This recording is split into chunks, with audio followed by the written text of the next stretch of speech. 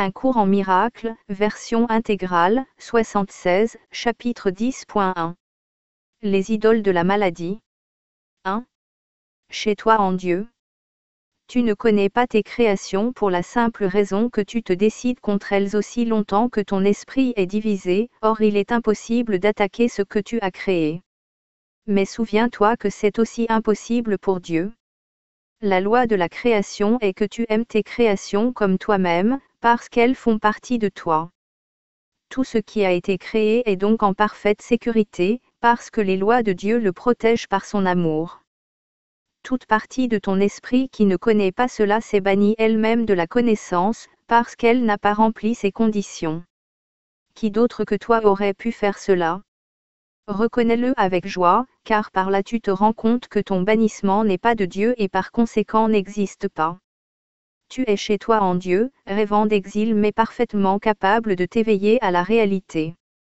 Est-ce ta décision de le faire ? Tu reconnais à ta propre expérience que ce que tu vois en rêve, tu le crois réel tant que tu es endormi. Or dès l'instant que tu t'éveilles, tu te rends compte que tout ce qui semblait arriver dans le rêve n'est pas arrivé du tout.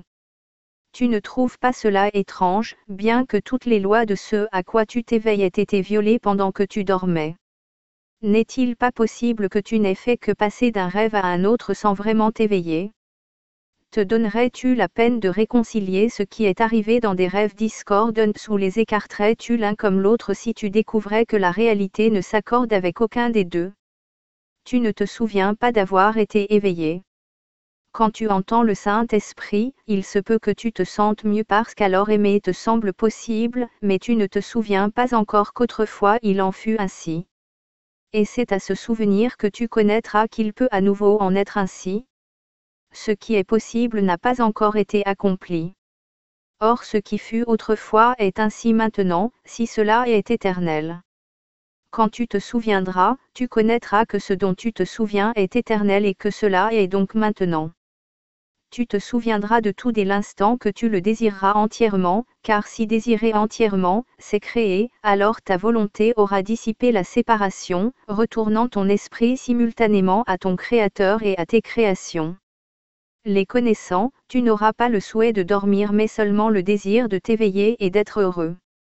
Les rêves seront impossibles parce que tu ne voudras que la vérité, et étant enfin ta volonté, elle sera à toi.